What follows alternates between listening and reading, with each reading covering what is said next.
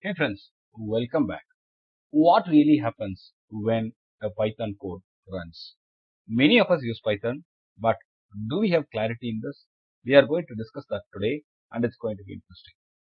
We will start with the simplest of the Python program. Just print hello world. It looks tiny, but when we run it, the interpreter actually performs several hidden steps before showing the output.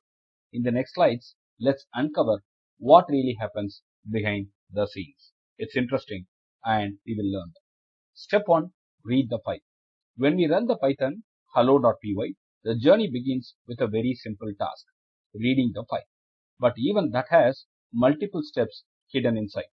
First, the operating system hands the file over to the Python interpreter. The interpreter opens the file and treats it like a plain text. Nothing magical has happened yet.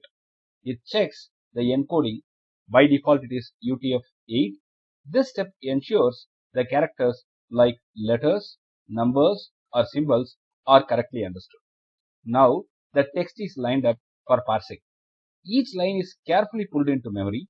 Python is smart enough to ignore comments because they are only for humans. Finally, the real code. Here it is print hello world is marked and ready for deeper processing. So essentially in step 1, Python is asking what's inside this file and what should I pay attention to. This step may feel basic, but without this, nothing else can happen. It's like opening a book before reading the story inside. Step 2. Compile to bytecode.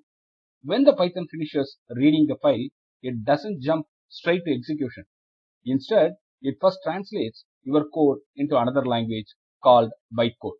The code is tokenized, split into chunks like print, brackets, and hello world separately. These tokens are arranged into a tree structure, AST we call it, which captures the code's meaning. Python then compiles this AST into bytecode, which is a simpler, low-level set of instructions. And then this bytecode is what the Python virtual machine, PVM we call it, actually understands. To speed up things, Python even stores a copy of a .pyc file inside the hidden underscore pycache underscore folder. It is all available and you can check it out. That way, when you run the program again, Python can skip some steps and run faster.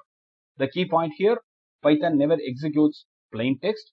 It always compiles to the bytecode first, but all this happens real silently. So, as users, we rarely notice this. Run on the virtual machine is the next stage. Now comes the final stage, execution on the Python virtual machine. The bytecode we created earlier is now handed over to the PVM. The PVM works like a careful reader. It executes one instruction at a time. When it sees print, it recognizes it as a built-in function already present in the Python's core library. The string hello world is prepared and stored in memory. The function call is executed and the output is sent to the standard output stream, the console.